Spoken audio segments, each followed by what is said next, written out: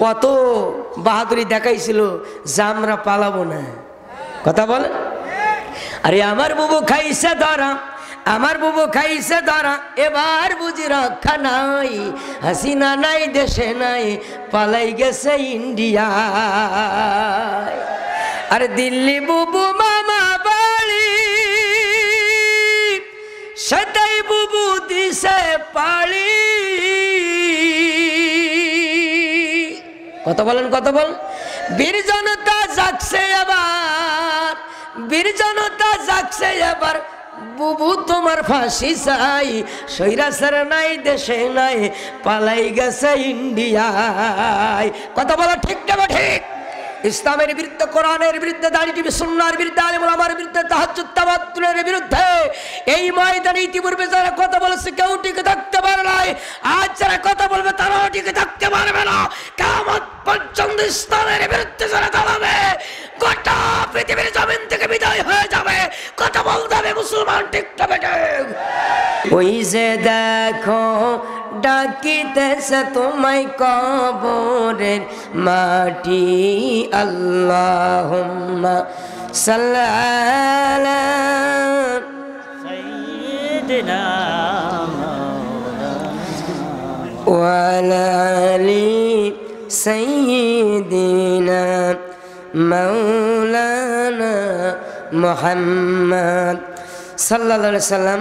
মুআজ্জাজ মুহতারাম ঐতিহ্যবাহী শিকড়ি আল আকসা জামে মসজিদ সংলগ্ন আম্মাগান কর্তৃক আয়োজিত আজকে ঐতিহাসিক তাফসিরুল কোরআন মাহফিলের সম্মানিত সভাপতি সাহেব জনাব মাওলানা গোলাম রসুল শাহী আজকে এই তাফসিরুল কোরআন মাহফিলের প্রধান অতিথি হিসাবে উপস্থিত থেকে অত্যন্ত জ্ঞান গর্ব কথা রেখে চলে গেছেন। হাজার হাজার আলেমুল উস্তাদ, হাজার হাজার আলেমুল উস্তাদ, উস্তাজুল আসাতিজা, গণমানুষের হৃদয়ের স্পন্দন, দক্ষিণ জনপদের শ্রেষ্ঠ আলেমে দ্বীন জনাব মুহাদ্দিস মাওলানা আব্দুল খালেক সাহেব দামাত বারাকাত। আলহামদুলিল্লাহ ইতিমধ্যে আমাদের মাঝে উপস্থিত হয়েছেন সাতক্ষীরা সদর পশ্চিমের সম্মানিত জামাত ইসলামের আমির সাহেব জনাব মাওলানা মোশাররফ হোসেন সাহেব দামাত বারাকাত। আমার আগে আলোচনাকে ধন্য করেছে মাওলানা ওহিদুজ্জামান সাহেব, আলোচনার রেখে ধন্য করেছে মাওলানা হাসান বিন রফিক সাহেব।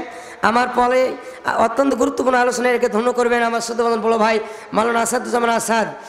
দিগার উলেমা হাজরাত, আমার ডাইনি ভাইয়ের সামনে বসে মুরব্বি কেরাম, হৃদয়ের স্পন্দন, প্রাণ প্রিয় যুবক ভাইরা, পদ্মরন্তর অবস্থানরতা আমার অবলা সালানা মা বোনেরা, আন্তরিক সালাম, আপনাদের পায়ের ধুলির অধম আসসালামু আলাইকুম রহমতুল্লাহ। এ তাফসিরুল কোরআন মাহফিল আসতে পেরে আপনার খুশি না বেজার? কম খুশি না বেশি খুশি? তাহলে আওয়াজ কম দেবেন না বেশি দেবেন? মুসলমান যদি একটাবার পুরুষোচিত কণ্ঠে তাকবীর ধ্বনি দিতে পারে, ইমানকে মজবুত করে, কোরআনুল কারীমকে বুকে ধারণ করে গোটা পৃথিবীর জমিনে একটাবার যদি তাকবীর ধ্বনি দিতে পারে, গোটা পৃথিবীর জমিনে এমন কোনো পরাশক্তি আজ পর্যন্ত হয় নাই মুসলমানদের তাকবীর ধ্বনির কাছে দাঁড়াইবে। কথা বলে ঠিক না ঠিক?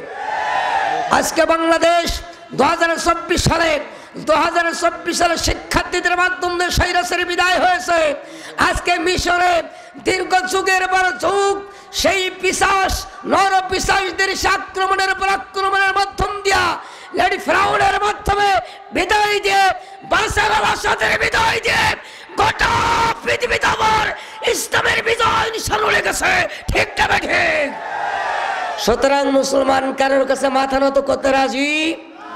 আমাদের পার্শ্ববর্তী দেশ যতই হুমকি ধামকি দেখ না কেন, মুসলমান কোন দেশের কাছে মাথা নত করতে রাজি নেই। কথা বলে ঠিক না ঠিক? আমরা তো সেই মুসলমান একটা মাস না খেয়ে থাকতে পারি। গোটা পৃথিবীর কোনো পরাশক্তির ভয় মুসলমান করে না। বাংলাদেশের স্বাধীন সার্বভৌমত্ব, বাংলাদেশের স্বাধীনতার দিকে যদি কোনো ব্যক্তি রক্ত চোখে চোখ নিয়ে তাকায়, তার চক্ষু উগলাই ফেলা হবে। ঠিক না ঠিক? এখন তাপন চলল আমার, আসুন ধারাবাহিকভাবে সামনের দিকে আগাবো। শুনতে রাজি আছেন ইনশাল্লাহ? সমস্ত প্রশংসা জ্ঞাপন করছি সে মহান আল্লাহ সুবহানাহু ওয়া তাআলার পাক ইলাহি দরবারে, যে আল্লাহ সুবহানাহু ওয়া তাআলা সালাতুল মাগরিবের পর থেকে নিয়ে এ পর্যন্ত অত্যন্ত গুরুত্বপূর্ণ আলোচনা শোনা, বোঝা এবং এখান থেকে আমল করার জন্য জান্নাতি পরিবেশে জান্নাতি মেহমানদের কাতারে এসে বসার সুযোগ করে দিলেন। এজন্য পাক ইলাহি দরবারে প্রশংসা জ্ঞাপন করছি। সবাই সমস্যারে বলছি আলহামদুলিল্লাহ। লাখ কোটি শুকরিয়া জ্ঞাপন করছি সে বিশ্ব মানবতার মুক্তির দিশারি জনাবে মুহাম্মদুর রাসূলুল্লাহ। সম্মানিত হাজিরিন, পবিত্র কোরআনুল কারীমের অন্যতম সূরা 68 নম্বর সূরা সূরা আল কলামের 3টা আয়াত তেলাওয়াত করেছি। ধারাবাহিকভাবে কয়েকটা আয়াত রেখেই আমি অল্প সময়ের ভিতরে আমার কথা গুটিয়ে নেব ইনশাল্লাহ। ওমা তাওফিক ইল্লা বিল্লাহ। আসুন কালামে পাক থেকে তেলাওয়াত করে নেই।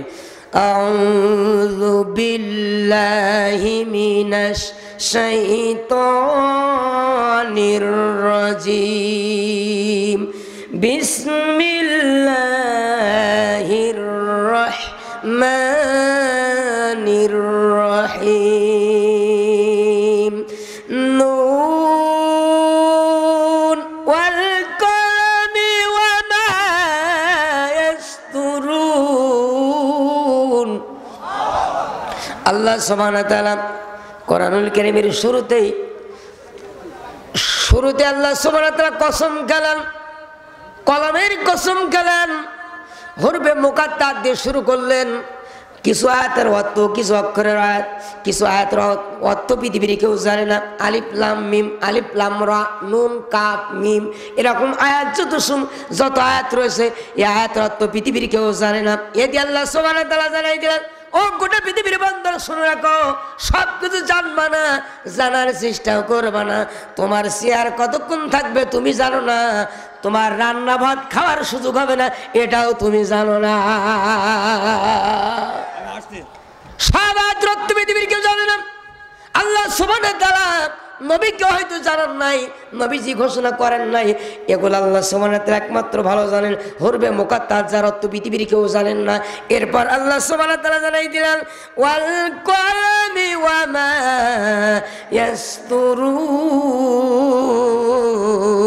ইয়াসতুরুন। শপথ সেই কলমের যেই কলম দিয়ে লেখা হয়। আল্লাহ সুবহানাহু ওয়া তাআলা সর্বপ্রথম কলম সৃষ্টি করলেন, এই কলমকে 3 ভাগে ভাগ করলেন। কয় ভাগে? 3 ভাগে ভাগ করলেন।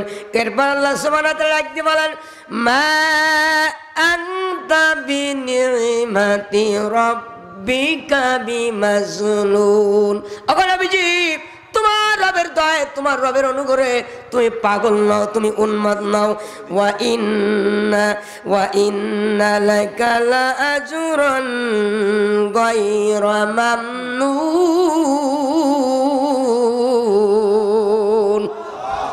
ওগো নবীজি, আল্লাহ সুবহানাহু ওয়া তাআলা ডাক দিয়ে বলেন, ওগো নবীজি, আমার পক্ষ থেকে অশেষ পুরস্কার রয়েছে আপনার জন্য।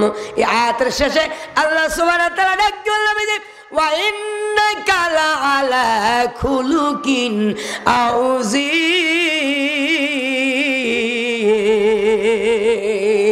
গোটা পৃথিবীর ভিতরে মহান চরিত্রের অধিকারী যদি কোনো ব্যক্তি থাকে তিনি আর কেউ নন, আখিরি জামানার পয়গম্বর জনাবে মুহাম্মদুর রাসূলুল্লাহ সাল্লাল্লাহু আলাইহি সাল্লাম। একবার জোরে জোরে বলেন সুবহানাল্লাহ। আসুন ছোট্ট করে শানে নজুলের দিকে যায়, এরপর ব্যাখ্যার দিকে চলে যাব। আল্লাহ নবী আখিরি জামানার পয়গম্বর হাবিব নবী মক্কার জমিনে দাওয়াতি কাজ করতেছেন। নবীজির দাওয়াতি মিশনকে 2 ভাগে ভাগ করা হয়েছে। নবুয়াতের আগে 17 বছর বয়স নবীজির, যখন 17 বছর বয়স থেকে আল্লাহ নবী হিলফুল ফুজুল গঠন করলেন, দাওয়াতি কাজ আরম্ভ করলেন। 40 বছর বয়স পর্যন্ত 23 বছর দাওয়াত দিলেন কোরআন ছাড়া, কিতাব ছাড়া। নবীজির উপরে কোনো বাধা আসে নাই, কেউ গালিগালাজ করলো না, মারধর করলো না, নবীজিকে কারারুদ্ধ করলেন না। আল্লাহ নবীকে ডাক দিয়ে বলেন, ওয়া আনজির আশিরাতাকাল আকরাবিন। ওগো নবীজি, এতদিন দাঁত দিলা কোরআন ছাড়া, কিতাব ছাড়া, এবার কিতাব দিয়ে দাঁতি কাজ করতে হবে। আপনার ডাইনি বামে পূর্বে পশ্চিমে 40 ঘরের ভিতরে দাঁতি কাজ করতে হবে। আল্লাহ নবী দাঁতি কাজ আরম্ভ করলেন, সবাইকে দাঁত দিলেন, দুপুরে খাওয়া দাওয়া দিলেন। খাওয়া দাওয়ার পরে আল্লাহ নবী ডাক দিয়ে বলেন, চাচা ও আবুল আহাব, আপনার কাছে জানতে চাই আপনার দৃষ্টিতে মোহাম্মদ ছেলেটা কেমন? আবুল আহাব ডাক দিয়ে বলে, গোটা পৃথিবীর ভিতরে মোহাম্মদ ঋষি উত্তম ছেলে, আমার দৃষ্টি তার পড়ে নাই। আবু জেলা কি কথা বলে? উতবা কি উত্তর দেয়? সাইবা, শারিক বিন আকনাস, ওয়ালিদ বিন মুগিরা একই উত্তর যখন দিল, আল্লাহ নবী ডাক দিয়ে বলেন, তাহলে একটা দাওয়াতি কাজ, একটা দাওয়াতি মিশন, আমার একটা দাওয়াত দিতে চাই। লা ইলাহা ইল্লাল্লাহু তুফলিহুন।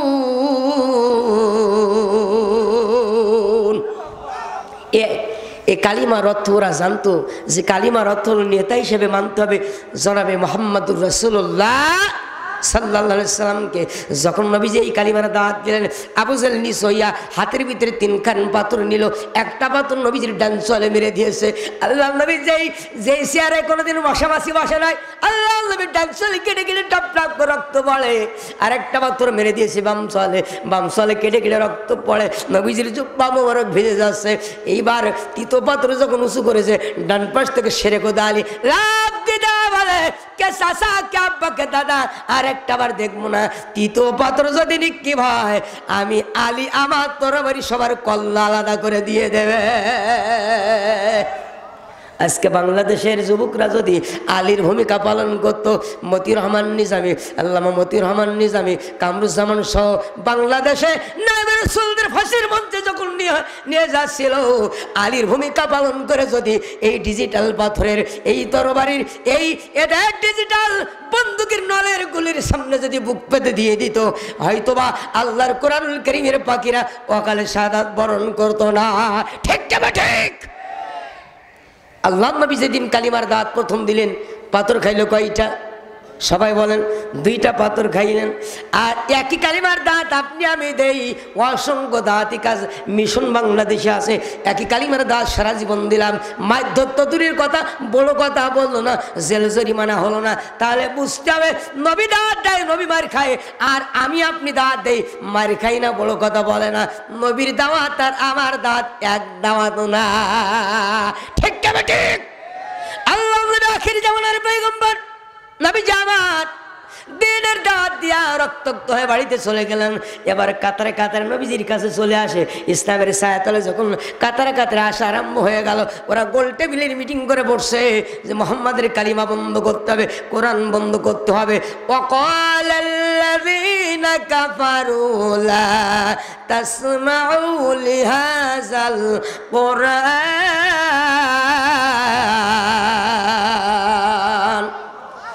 ওদের একটা মাত্র কথা, কোরআন শোনা যাবে না, কোরআন বোঝা যাবে না, কোরআনের আলোচনা যেখানে হবে ওই মঞ্চ বন্ধ করে দিতে হবে, অনুমতি বন্ধ করে দিতে হবে। এই কর্মসূচির সাথে যাদের কর্মসূচির মিল রয়েছে, এরাই হলো আবু জেহেলের উত্তরসূরি। যদি আবু জেহেলের কর্মসূচির সঙ্গে আপনার আমার কর্মসূচির মিল হয়ে যায়, আল্লাহর দৃষ্টিতে যার সঙ্গে মিলে যাবে ওইটা নব্য আবু জেহেল। কথা বলে ঠিক না? ঠিক। আবু জেহেল ওই দিন ময়দানে বিশ্বনবীর বিরুদ্ধে ময়দানে টিকে থাকতে পারে নাই। ফেরাউন এত ক্ষমতাশীল ছিল, ফেরাউন ওই দিন মুসা কালিমুল্লাহর বিরুদ্ধে ময়দানে টিকে থাকতে পারে নাই।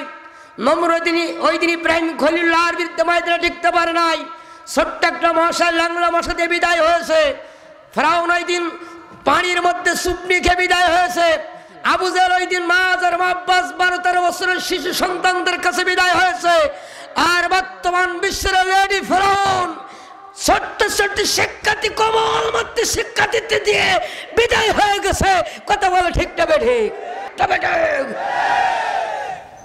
এখন তো আপন জন্য আমার কি ব্যস্ত হয়ে গেছে নাকি আপনারা? আমার বাপজানেরা গোল টেবিলের মিটিং ওরা বসে গেল। আবু জেহেল ডাক দিয়ে বলে, মুহাম্মাদের কোরআন বন্ধ যদি না করা যায়, এই ময়দান যদি বন্ধ না করা যায়, এই ময়দান আমাদের দখলে থাকবে না, এই চেয়ার আমাদের কাছে থাকবে না, চেয়ারে চলে যাবে মুহাম্মাদের কাছে।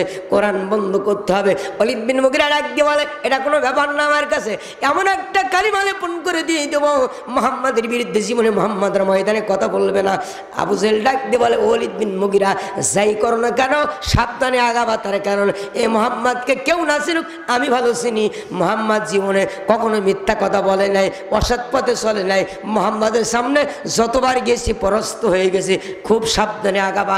আবু জেহেল এই কথা বলার পরে ওয়ালিদ বিন মুগিরা ডাক দিয়ে বলে, ও নেতা আবু জেহেল, দুশ্চিন্তা করার দরকার নাই, এমন কালিমা লেপন করব আপনার ভাতিজা ময়দানে কোরআনের কারিমের কথা বলবে না। আল্লাহ নবীর চরিত্রে যখন দাগ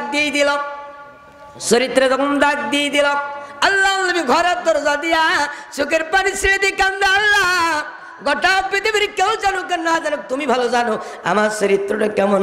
ওগো আল্লাহ, আজকে ওয়ালিদ বিন মুগিরা আমার চরিত্রে দাগ লাগাই দিল। আল্লাহ সুবহানাহু ওয়া তাআলা সূরা কলম নাযিল নাযিল করে জানাই দিলেন ওয়া ইন্নাকা লাআলা খুলুকিন আযীম।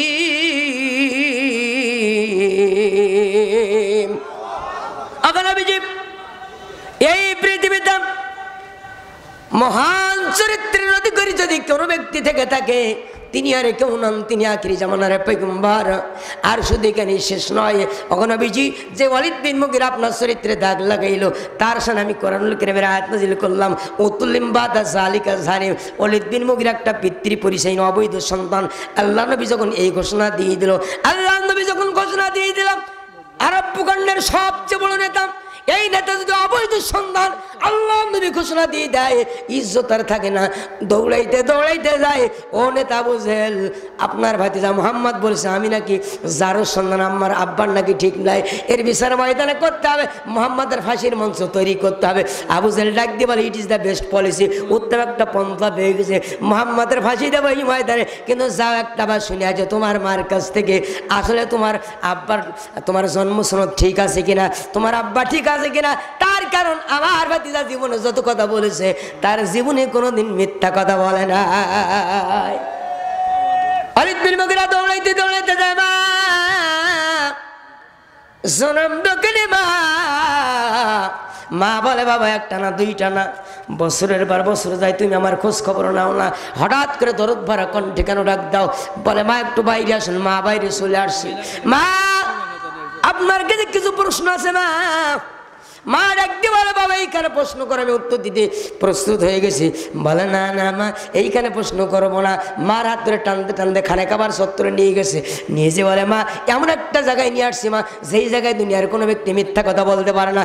বলো বলো মা আমার আব্বা ঠিক আছে কিনা। বলে বাবা 40-45 বছর বয়স তোমার, হঠাৎ করে এমন প্রশ্ন কেন করলা? বলে মা আব্দুল্লাহর বেটা মুহাম্মদ বলেছে আমি নাকি জারুর সুন্দর, আমার আব্বা নাকি ঠিক নাই। মা কথা বলে না।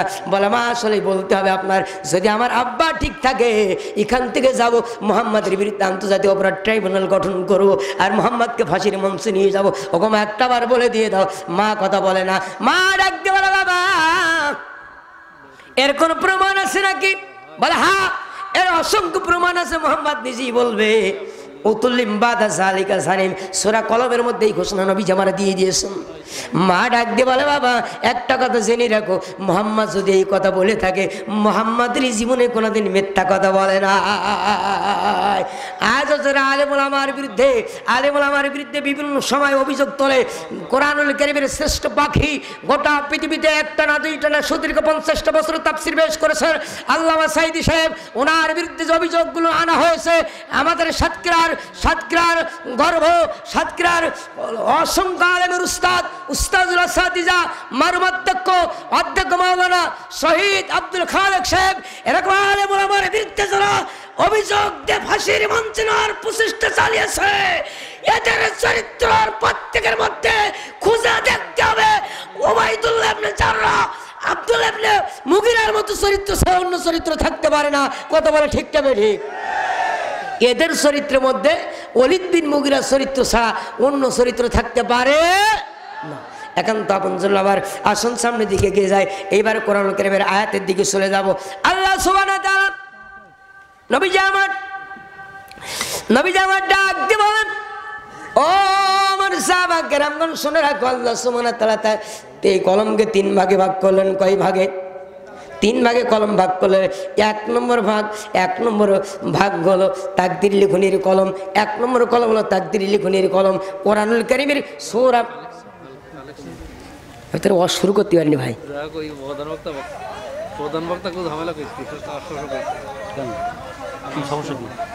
এখনই কালেকশন করলে হয়। আমি 10 মিনিট 20 মিনিট লস করেছি।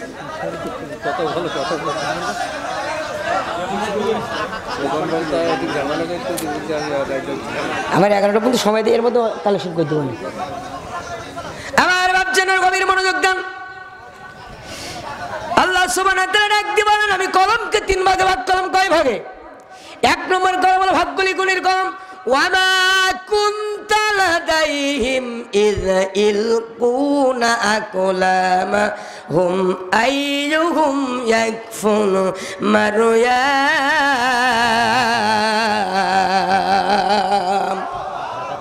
আল্লাহ সুবহানাহু ওয়া তাআলা ডাক দিয়ে বলেন আমি 1 নম্বর কলম হিসাবে দিলাম ভাগ্য লিখনির কলম। মারিয়ামের দায়িত্ব কে নেবে?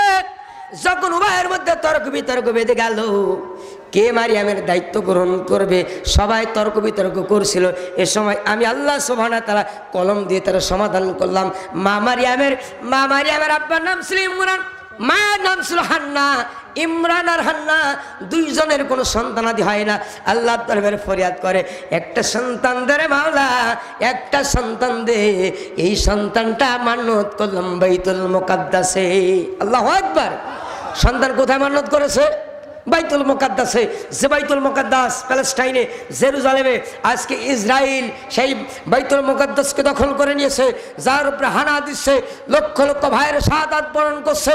কিন্তু ওই ফিলিস্তিনের প্রত্যেকটা নারী, শিশু আর যুবকদের একটা মাত্র দাবি, যতক্ষণ না পর্যন্ত ইসরায়েলের নরপিশাচদের নিকট থেকে আমরা মসজিদ আকসাকে মুক্ত না করতে পারবো, বুকের তাজা রক্ত ঢেলে দিব, আমাদের পরবর্তী প্রজন্ম শাহাদাত বরণ করবে।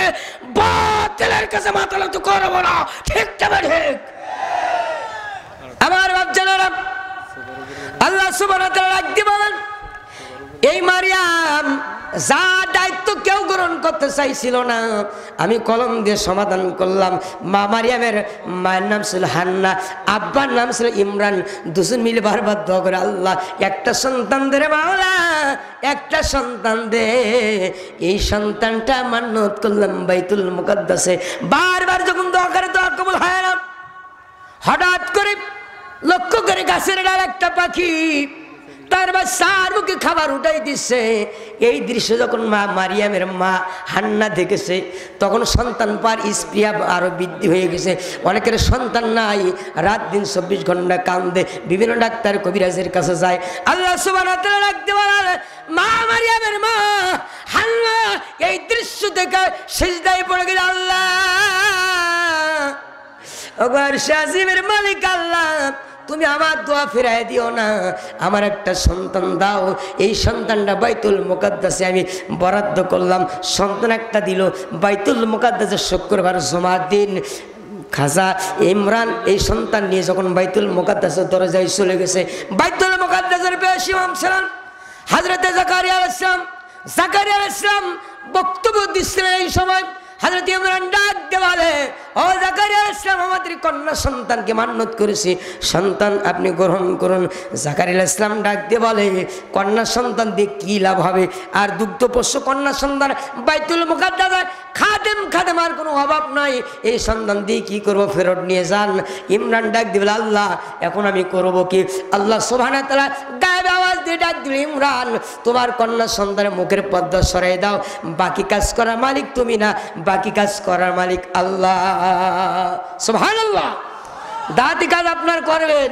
ইসলাম কখন বিজয় হবে আর না হবে এ দায়িত্ব আপনার আমার না, এ দায়িত্ব কার?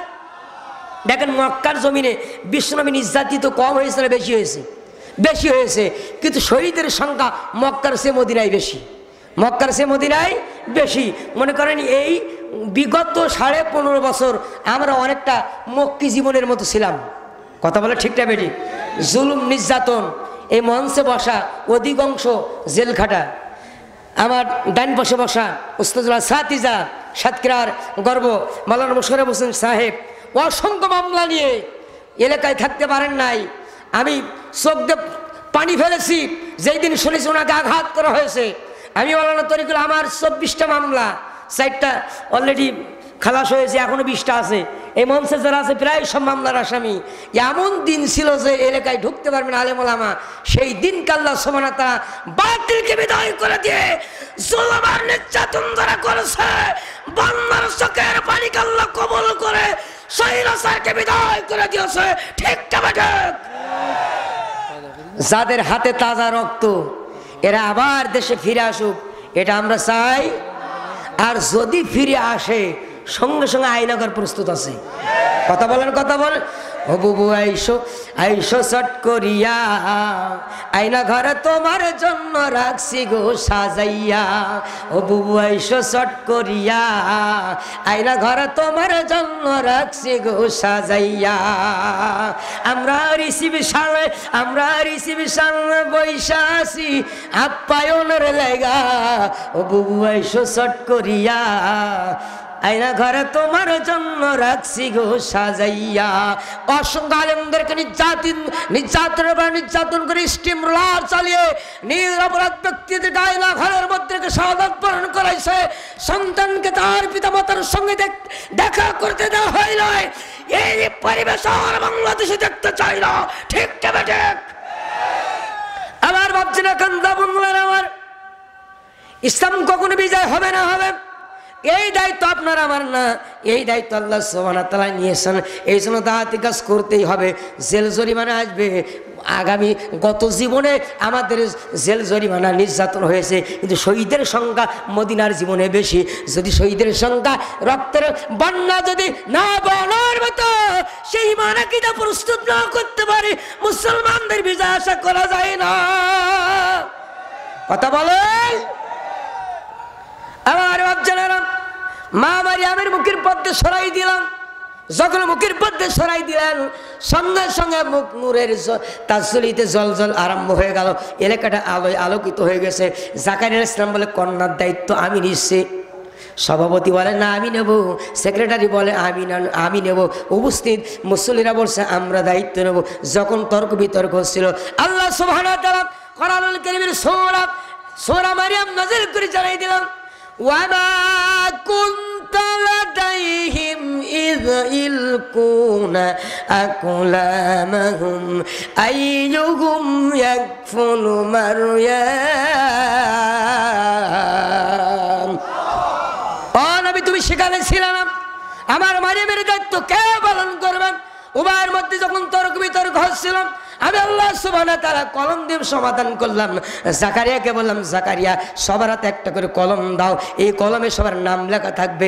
আর দাজলা নদীর কিনারায় চলে যাবে, প্রত্যেকে কলমগুলো আগামীকালকে সকাল যখন হবে কলমগুলো নদীতে ছুঁড়ে মারবে, সব কলমগুলো জোয়ারে চলে যাবে, একটা কলম উজুম দিকে যাবে, ওই কলমে যার নাম লেখা থাকবে সেই হবে এই সৌভাগ্যবান ব্যক্তি, মারিয়ামের দায়িত্ব গ্রহণ করবে।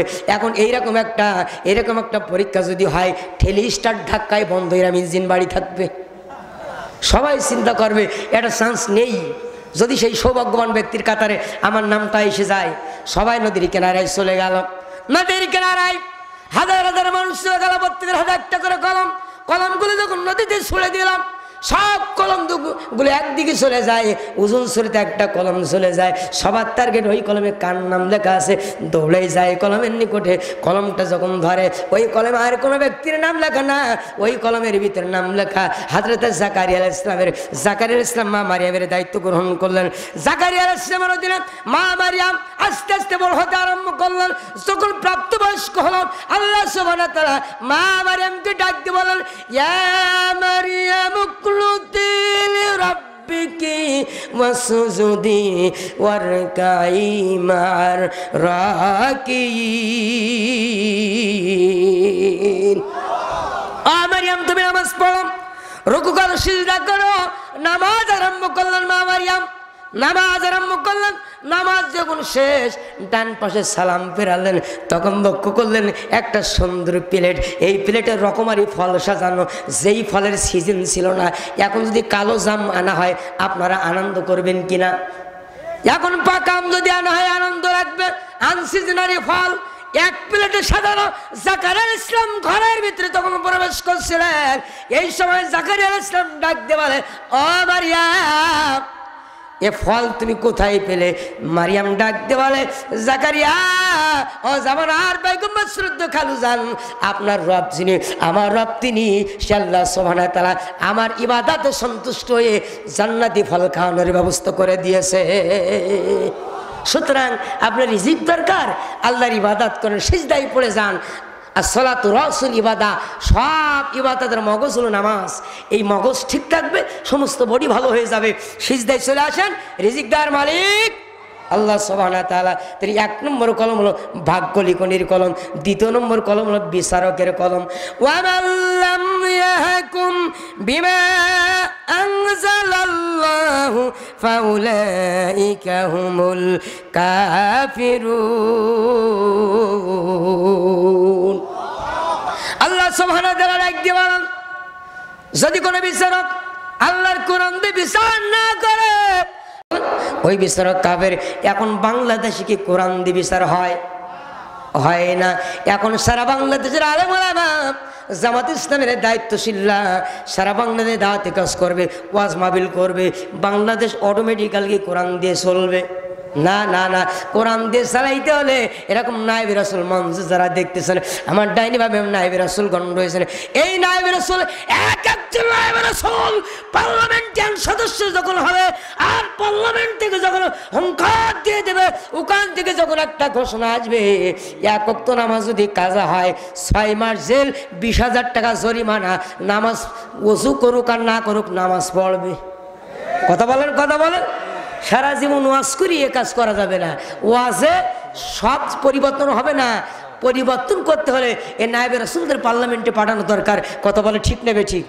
আর মসজিদের দায়িত্বশীল যখন খুঁজি, মসজিদের ইমাম যখন খুঁজি, 8টা 10টা সার্টিফিকেট নিয়ে ইমাম সাহেবের 6 থেকে 7,000 টাকা বেতন, যদি একটু গরম হওয়া হয় সভাপতি সাহেব বলে আগামী জমাতে আপনার আশা লাগবে না। কথা বলেন, কথা বলেন।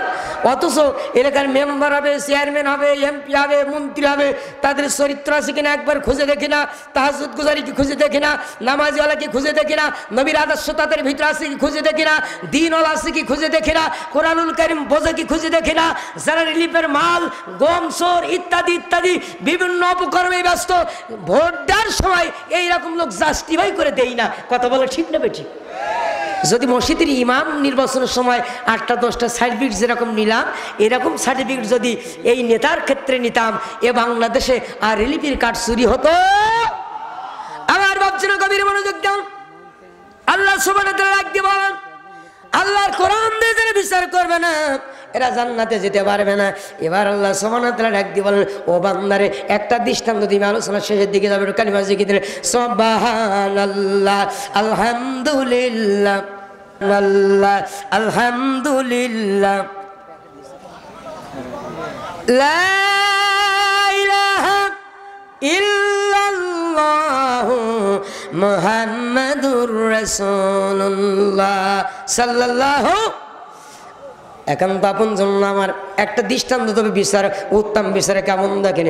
ইমাম মালিক রাহিমাহুল্লাহর জামানায়, ইমাম মালিক রাহিমাহুল্লাহর জামানায় একটা বিচার এসেছে ওনার কাছে। একটা মহিলা মৃত্যুবরণের পরে তার গোসল যখন দেওয়া হচ্ছিল, যেই মহিলা মৃত্যুবরণ করেছে তার গোসল দেওয়ার সময় যেই মহিলা ধোয়া ছিল, এই মৃত ব্যক্তির পায়ের রানের সঙ্গে জীবিত ব্যক্তির হাত ঝোলা লেগে গিয়েছে। এখন এরকম একটা ঘটনা যদি এই এলাকায় ঘটে যায়, এই সিকড়ি এলাকায় ঘটে যায়, এখন ঘটবে 10 মিনিটের মধ্যে সাতক্ষীরা সার্কুলার হয়ে যাবে। কথা বলেন। এই যে মাঝে এক সময় দেয় রাত 3টার সময় মাহফিল ছেড়ে দিয়ে কেবল শুয়েছি, দেখি বাঁশ বাগানে বাড়ু বাড়ি হচ্ছে। তো আমি ওই বাড়িওয়ালাকে ডেকে বললাম, ভাই হচ্ছেটা কি? ওই হুজুর খবর তো রাখেন না, আজকে কুলসির পানি খাইলে দুনিয়ার সব রোগ ভালো হয়ে যাবে। হয়েছিল না এক সময়? কি হুজুরকে মাতাল মানুষ আমরা, এরকম যদি বলা হয় মানুষ, আর যদি বলা হয় যে এরকম একটা ঘটনা ঘটেছে কারোর বলবেন না। আমার মা বোনরা পর্দার মধ্যে আছে, শুধু বলি দেবেন, কারোর বলবেন না, শুধু আমার মা বোনরা যা পাবলিসিটি করবে সাতক্ষীরা জেলা কভার হয়ে যাবে। কথা বলেন। এবার যখন বিচার আরম্ভ হয়ে যাবে, এলাকার মৌলবীদের ডাকা হলো, হাত এত জোরে টানাটানি করে হাত ছাড়ে না। উভয় পক্ষের লোকজন আসলো, অভিভাবকরা আসলো, জীবিত যেই মহিলা লাশ গোসল করা ছিল তারা স্বামী পক্ষরা আসলো। মৃত ব্যক্তির পক্ষকে বলা হলো, আপনার স্ত্রী তো মারা গেছে, ওই মৃত ব্যক্তির রানের ওখান থেকে একটু গোশত কেটে দেওয়া হোক। গোশত কেটে না, আমার স্ত্রী জীবিত মানুষ, আপনার উপকার করতে আসছে, সে অন্তত বেঁচে যাক, ওখান থেকে গোশত কেটে দেন। কিন্তু মৃত ব্যক্তির স্বামী ডাক দিয়ে বলে, না না না, আমার স্ত্রী একটা নেককারিনী স্ত্রী ছিল, জীবনে তাহাজ্জুদ ছাড়ে নাই, জীবনে আমার জীবদ্দশায় আমি কখন নামাজ তরক করতে দেখি নাই, আমি স্বামী আমার মনে কোনোদিন কষ্ট দেয় নাই, ফরজ নামাজ ফরজ রোজা কোনোদিন ত্যাগ করে নাই, পদ্মার খেলাপ করে নাই। আমি স্বামী সাক্ষ্য দিচ্ছি, জান্নাতি মহিলাদের যেই গুণাগুণগুলো থাকা দরকার আমার স্ত্রীর মধ্যে সেই গুণাগুণগুলো ছিল।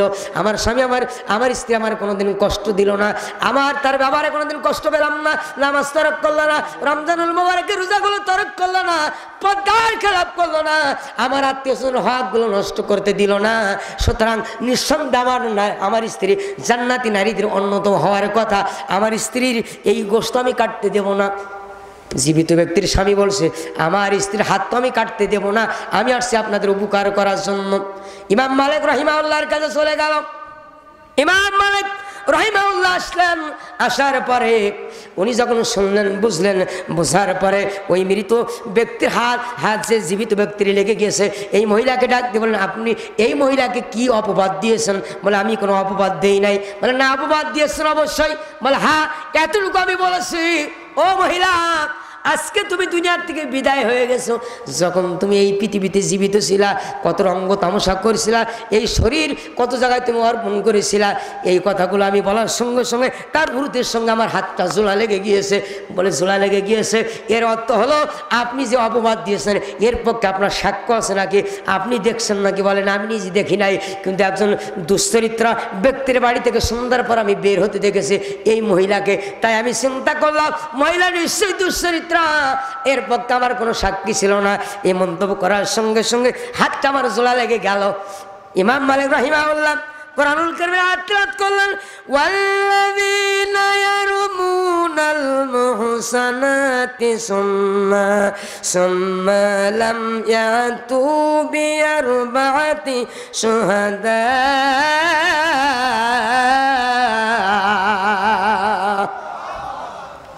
ডাক দিয়ে বলেন, যদি কোনো সৎ সতীসাথী নারীর ব্যাপারে এরকম মিথ্যা দোষারোপ করা হয়, মিথ্যা অভিযোগ দেওয়া হয়, আর 4 জন সাক্ষী না আনা যায়, তাহলে একটা নয় দুইটা, শরিয়াত মোতাবেক 80টা বেতের বাড়ি। জোরসে বলেন, কয়টা? 80টা বেতের বাড়ি। 80টা বাড়ি আঘাত করতে হবে। এখন জীবিত ব্যক্তি জানি একটা না দুইটা না, আঘাত আরম্ভ হয়ে গেল। একে একে 80টা বাড়ি, 79টা বাড়ি মেরেছে, তখন হাত ছাড়াই নাই। 80টা বাড়ি যখন আঘাত এই পিঠে পড়েছে, তখন হাত ছাড়াই গিয়েছে। বাংলাদেশে যারা আজকে সৎ ব্যক্তিদের বিরুদ্ধে, নায়েবে রাসূলদের বিরুদ্ধে এরকম অভিযোগ আনলো, এই অভিযোগ এনে ফাঁসির মঞ্চে নিয়ে গেল। ফাঁসির মঞ্চে শুধু নিয়ে যায় নাই, বিদায় করে দিয়ে দিল, কারারুদ্ধ করলো। কারাগারের মধ্যে 20 পুষ্পের মাধ্যমে শাহাদাত বরণ করা হলো। যারা সাক্ষ্য দিয়েছে, একটা সাক্ষীকে ধরা দরকার, আর খুনির সঙ্গে বান্দা দরকার। বান্দার পরে সোশ্যাল মিডিয়ার সামনে একটা না দুইটা না 80টা বাড়ি যদি চালানো হয়, বাংলাদেশে পরের দিন থেকে মিথ্যা সাক্ষ্য আর খুঁজে পাওয়া যাবে না। কথা বলো, ঠিক না ঠিক? আমাদের নায়েবে রাসূলদের বিরুদ্ধে তোমরা মিথ্যা মামলা দিয়েছো, মিথ্যা মামলার সাক্ষী তোমরা দিয়েছো। যতক্ষণ না পর্যন্ত মৃত্যু নিশ্চিত হয় নাই, ততক্ষণ পর্যন্ত তোমরা উঠে পড়ে লেগে গেছো। এই শহীদের বিনিময়ে বাংলাদেশকে আল্লাহ সুবহানাহু ওয়া তাআলা এই নাস্তিক মুরতাদদের থেকে মুক্ত করে দিয়েছেন, জালিমদের থেকে মুক্ত করে দিয়েছেন। কথা বলে ঠিক না ঠিক? এটা শাহজালাল শাহ মাকমুন শাহ কারামাতুল্লাহর বেলা হবে, এটা শাহ ওয়ালিউল্লাহর বেলা হবে, এটা শহীদ তিতুর বেলা হবে। যতক্ষণ পর্যন্ত বাংলার কাছে বাতাসে কালিমার পতাকা পথ করে না উড়বে, ততক্ষণ পর্যন্ত বাংলার একটা মুজাহিদ একটা মুহূর্তের জন্য অবসর নেবে না। কথা বলা ঠিক না ঠিক? আমরা দীপ্ত স্বভাব নিয়ে এ ময়দানে কাজ করতে চাই, যতক্ষণ না পর্যন্ত এ রক্তের বদলা না নিতে পারবো। এই রক্তের বদলা হলো বাংলাদেশের পার্লামেন্টে কোরআনুল কারীম আমরা দেখতে চাই। কথা বলে ঠিক না ঠিক? সব দল আমরা দেখেছি, সব দল দেখা শেষ। আজকের স্লোগান হবে, সব দল দেখা শেষ, আল কোরআনের বাংলাদেশ। বলেন, সব দল দেখা শেষ, সব দল দেখা শেষ। সবাই বলেন, সব দল দেখা শেষ। চাচা মোটে মুখ খুললই না। সব দল দেখা শেষ। এখন তখন জন্য আমার কোরআনুল কারীম যখন পার্লামেন্টে যাবে, তখন প্রত্যেকটা ধর্ম, বর্ণ, জাতি, গোষ্ঠীর মানুষ এই দেশে নিরাপদ থাকবে। কথা বলো ঠিক না বেঠিক? প্রমাণ হয়ে গেছে 5ই আগস্টে আশঙ্কা ছিল বাংলাদেশের সাতক্ষীরা সবচেয়ে ক্ষতি হবে বেশি, কিন্তু সাতক্ষীরার বাংলাদেশ জামাত ইসলাম বৃহৎ আন্দোলন, বাংলাদেশ জামাত ইসলামের কর্মী, ইসলামী ছাত্র শিবিরের কর্মী, আলেম ওলামা, ইমাম, মুয়াজ্জিন, হিন্দুদের ধর্মীয় প্রতিষ্ঠানগুলো, মন্দিরগুলো পাহারা দিয়েছে, তাদের ব্যবসা প্রতিষ্ঠান পাহারা দিয়েছে, ঘর বাড়িগুলো পাহারা দিয়েছে। এতে গোটা পৃথিবীতে প্রমাণিত হয়েছে, আগামীর পৃথিবীতে আলেম ওলামার কাছে বাংলাদেশ নিরাপদ। কথা বলা ঠিক না ঠিক? এজন্য আগামীর দিনে এ বাংলাদেশ জামাত ইসলাম শুধু নয়, গোটা বাংলাদেশের আলেম ওলামারা, সব দাড়িয়ালা, সব টুপিওয়ালা, সব জুব্বালা, সব পাঞ্জাবিওয়ালা, সব পাগড়িওয়ালা একটা প্ল্যাটফর্মে আসুক, এটা জাতির একটা মাত্র দাবি। আমরা কে উষা টুপি, কে নুসা টুপি, কে পাসকলি, কে সরমনা, কে তাবলিগ, কে জামাত ইসলাম, আমরা দলাদলি করতে চাই না। এমন ঐক্যের সময় এসেছে, আসুন আমরা একতাবদ্ধভাবে হয়ে এই বাংলার জমিনে শহীদ পিতৃভূমিতে, শাহজালাল আমিনীর বাংলা ভূমিতে, আল্লামা সাঈদী সাহেবের এই বেলা ভূমিতে যতক্ষণ পর্যন্ত কোরআনুল কারীম পার্লামেন্টে না পৌঁছাইতে পারবো, ততক্ষণ পর্যন্ত বুকের তাজা রক্ত ঢালা দিয়ে দেব, বাতিলের কাছে মাথা নত করবো না। রাজি আছেন? করো দুহাত তুলে দেখুন তারা। আমিন আমিন আমিন আমিন, হাত নামান। এখন তখন যেন আমার এজন্য আসুন, ইসলামের বিপ্লব ঘটে গেছে গোটা পৃথিবীর, সেই দিকে তাকান। ইসলামের বিজয় ধ্বনি আমাদের কানে বাজতেছে। এই বিজয় ধ্বনি বাজানোর জন্য, বিজয় ধ্বনি বাজানোর জন্য ময়দানে আমাদের জান আর মালকে কোরবান করা দরকার। আমি অল্প সময়ের জন্য, প্রধান বক্তা আসছেন, ভাইকে নিয়ে আসেন, অল্প সময়ের জন্য ভেতরে একটু পকেট পাঠিয়ে দেবেন, যে যা পারেন, 5-10 টাকা, 20 টাকা, 50 টাকা, একটু মেহরবানি করে একটু রুমাল পাঠিয়ে দেন, দিয়ে ধান বাজে মন করেন। এই দুনিয়া না থাকার দেশে যাইবা একদিন ভেসে, না ফেরার দেশে যাইবা একদিন ভেসে, আর তো ফিরে আইবা না। দুনিয়া থাকার জায়গা না। কথা বলে ঠিক না বেঠি? নাকের কাছে জীবন তোমার, মরণ ঘাড়ের পিছে, পরাণ পাখি দিলে ফাঁকি, সবই তোমার মিশে। চোখ বুঝলে একবার তুমি ফিরে আইবা না।